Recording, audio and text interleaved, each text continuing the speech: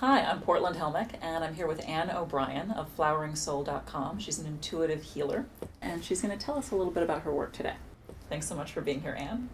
So I think a lot of people understand what healing is, but what does that mean to be an intuitive healer, really? Does that mean that you're psychic? I am psychic. Really? Yeah, and I don't really call myself that for the public because a lot of people have strange connotations with psychic, and a lot of my training was learning how to really stay balanced while I use my abilities.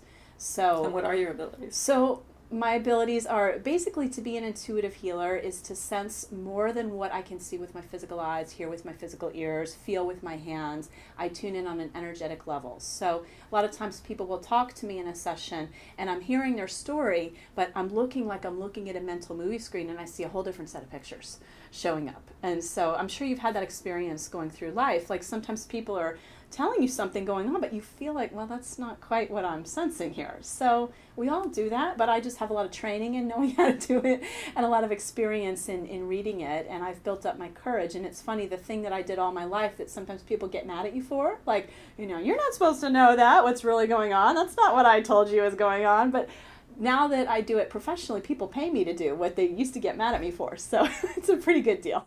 So when people come to you, what are they really looking for? Are they dealing with a spiritual crisis or an emotional issue, or maybe they've got a medical problem? What do they want from you? Yeah, all of the above. I tend to work more with the emotional levels. I do work with physical. I have a passion for the body and nutrition, and so I can tune in on a medical intuitive level, and I can sense. I'm not a doctor, so I don't diagnose or promise I'm going to cure something, but I can sense, okay, in this particular area of the body, there's congestion, and there's a certain kind of emotion that's stuck there. And if I can help you move it, oftentimes the health issues really improve. Or I might tune in and get, oh, this food would be really good for you, this type of exercise. So I do work on the medical level. And with that said, most of my clients are emotional levels. Most of my clients have relationship issues. Some are working with kind of career, life purpose, creativity, things like that. And a lot of them are naturally intuitive like I was. And so they're coming to me for a mentor, and they're coming to me to figure out how to handle their sensitivity, because it can feel like you're bombarded all the time if you don't know how to handle it. So I've walked down that road since I was 14 years old, and I can show them. So give me a sense of how it really works in a practical way, because Yeah. I don't know that I fully understand it yet. So let's say Sure. I come to you and I'm dealing with anxiety, or I'm Yeah. dealing with depression, or I'm dealing with, just a feeling of being stuck in my life. Those are great questions. How is it that you would really work with me? I tell Yeah. you what my issue is, Right. but then, and you said you work at a distance, you work on the phone. On the phone or So- Skype. Right, so that's a stretch for a lot Right. of people to be able to Yeah. understand how you could really Yeah. move my energy. Exactly. So I'm very auditory. I tune in and I hear your voice, and that's really all I need.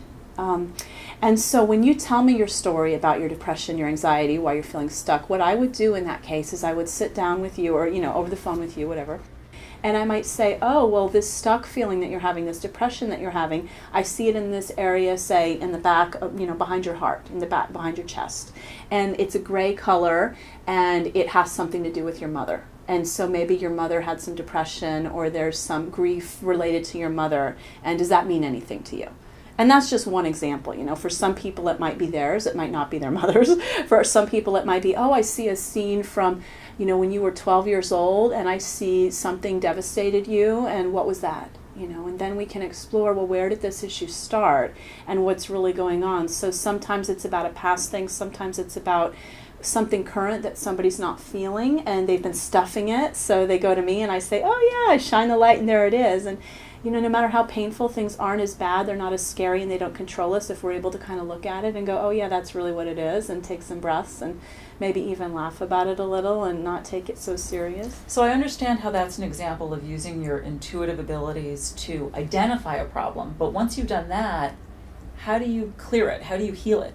Yeah, so two ways. One is that just by virtue of my talking about it, assuming something rings true for you, which usually it does for people, then they start to move it themselves. Again, it's like whatever's in the closet, whatever we're repressing, it controls us. So once we can talk about it and look at it, it starts to move. That's one way. So I believe healing will happen naturally just through my reading and through us talking. The other way, though, is I do energy healing, and I'm trained in energy healing. So what I would do in that case is I would close my eye. I'm looking at it with my eyes closed and looking at the picture, and I see this thing behind your chest. So then I might call a healing guide, a spirit guide, and I'll look at it and I'll say, okay, and I'll always ask you, would you like a healing? Because I believe I can't make the healing happen for you. And if you say yes, I'll go ahead and take my hands and I'll just picture that I'm moving this energy away. And sometimes I'll just do it, depending on my client. Sometimes I'll ask, do you want to participate in a little exercise here? And I might see, oh, if there were a blue color, we could bring in the color blue.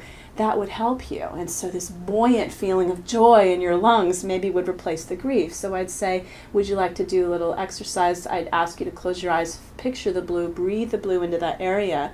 And then not only are you getting a healing in the moment, but then you have a tool to use a week later if it comes up again.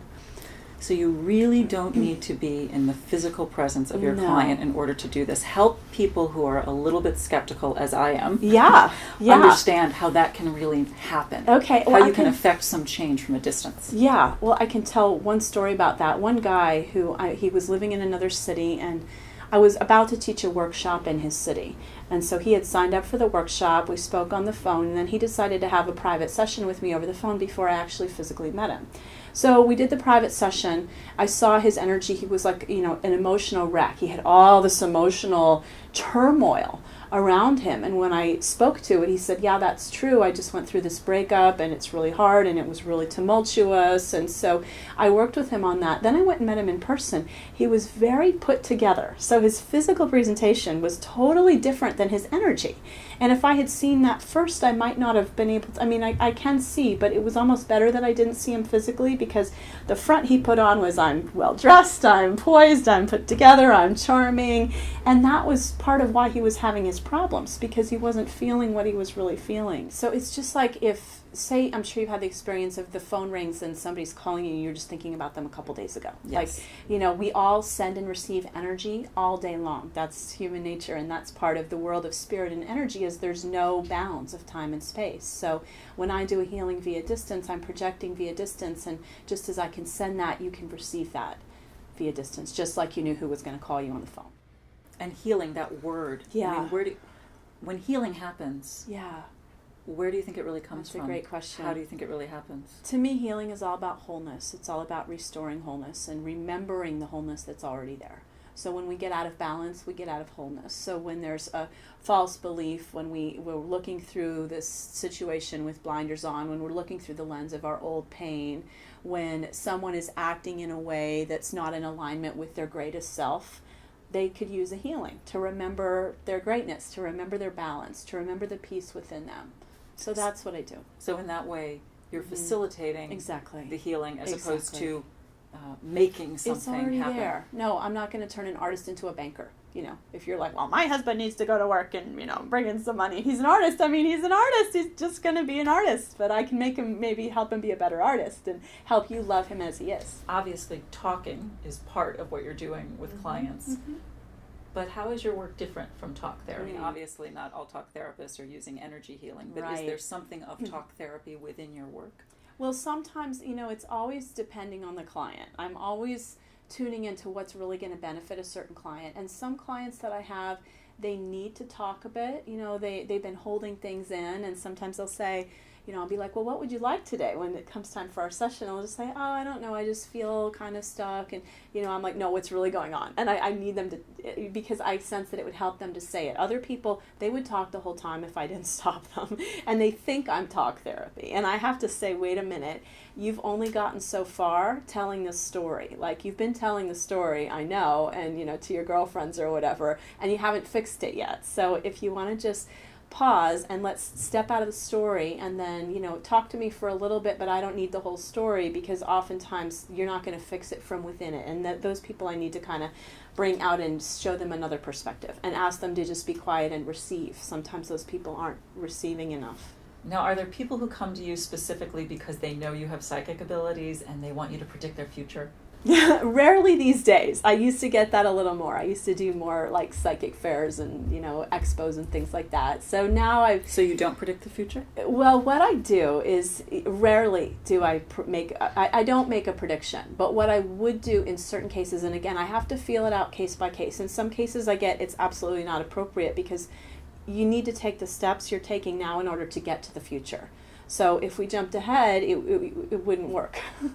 In other cases, I can tell somebody, well, here's the probability based on where you're headed right now, because I believe we all have free will, and so does everyone else. So even I think the best psychics can't 100% predict the future, even if that's what they do. But I would say, some people need to hear, well, if you keep doing this pattern, it's going downhill. So you might want to take another look at what you're doing. And other people, they think it's a mess, but really it's looking good, but they're just stuck in their stuff. So I'll say, it's actually looking pretty good. And that can be helpful.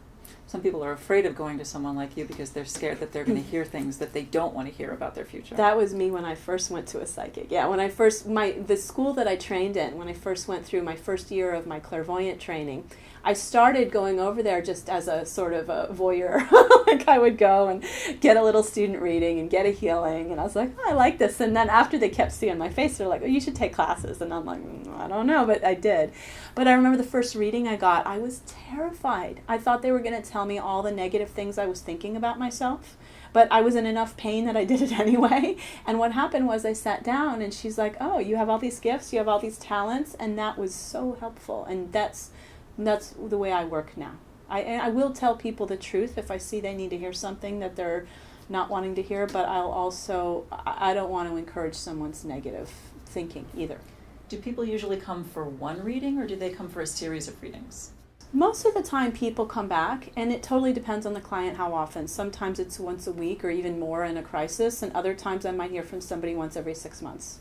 Now, do you ever get people who come to you and say, I'm not really coming for me. I want you to help my husband or my mother or my son. Can you fix him? A lot, yeah. Or, people, they have their own things, but they do ask those questions. So what I do is I always focus first on my client. So say it's you and your husband. There's always a reason why you have that husband in your life. Like it's not a one-way street here. So I always look at, and because I want to help you as my client. So I'll look and say, okay, well, what's really challenging you here and what's going on? And so I help you first, but I can look at the other person. And they don't have to be in the room. They don't have to be on the phone. You can just say their name to me. So say you say this husband's name and I tune in. I'll describe what I see and I'll be honest about what I see going on with him. And then I might, if you want me to give him healing, I might ask him, from my mind to his mind, I'll say, would you like a healing? Are you open? And I'll get a sense of a yes or a no. Sometimes it's like, well, yes, a little, but don't do too much. So I just feel into that and I'll do what I can, but I can never make anyone heal. And usually what happens if, say it's you and your husband, if I heal you first, he's going to actually get a healing anyway. The relationship will shift even if only one person shifts. Can you give an example of how somebody came to you with a serious issue and they really received a lot of success from your healing work? Yeah. So I had one woman, she was really wanting to find a partner and a baby, and she was wondering if it's too late, and her parents were supporting her. She was working, but she wasn't making enough money, and she was just really yearning to be a mother, and that's what she most wanted. And she kept getting, well, I know there's a man out there who wants me to be the mother and who wants to provide for me, and but she didn't see it anywhere around her. And we were working together, and about 6 months later I got an email from her saying she's already married and pregnant. And she's on my website too. And she said, I know the work we did together was part of my powerful manifestation. And so what did you do for her? Well, we did a lot of meditations. We did a lot of energy work, and I was working with her. I was actually engaging with her on guiding her in specific exercises that we did together to visualize and manifest and clear blockages. And 6 months later? She was already married and pregnant. Oh my gosh. Yeah. That's quick. Yeah. So it can work quickly. It can work quickly. And, it's up to each person's sort of the divine plan and what, somebody's open to. I believe that the more, it's not just about how good I am, it's about how sincerely my client wants what they want and how committed they are to that. And how open they are to receiving it, maybe Yeah. coming in an unexpected way. Exactly. So if I'm thinking of coming to see you, but maybe I'm afraid, or maybe I'm skeptical, or maybe I can't afford it, what would you say? Oh, those are a lot of questions all rolled into one. Let's see. Basically what I'm saying is convince me to do it, because I don't know. Yeah. Well, we addressed the what if you're afraid. I shared my story of when I was afraid and how it turned out okay. In terms of that, I can't afford it. I hear that, or I know a lot of people go through that. And so what I can say is I have a lot of stories of clients that have come to me, like let's say it was a health challenge and they'd gone to doctor after doctor after doctor spending tons of money and they hadn't gotten to their issue. So it's much cheaper to come to me. And again, I don't claim to cure it, but it's often there's a layer that needs to be addressed that I can address. So that's one example. Sometimes if it's an emotional issue, people spend so much money on talk therapy, and again, they're just regurgitating the same story. I had one woman come to me, she said, "You were better than a year of therapy, just one session." So again, it's all individual, and for some people they might need therapy, and I'm not saying it's right for everyone, but I've heard a lot of stories like that. Another woman, I gave her affirmations because she'd been unemployed for a long time, and within a few weeks of saying her affirmations, she'd been racking up credit card debt too, by the way. After a few weeks of saying her affirmations, she got a job that was able to pay off one of her credit cards in full, a project. So that one's on my website, that story. So if I'm thinking about a session, but I'm not quite sure, I'm kind of on the fence about it, what can I do? Yeah, so I have a free 15-minute Get Acquainted session that you can book on my website. So it's not a reading? It's not a reading. What we would do is we would just sit down on the phone and you would tell me what's going on for you.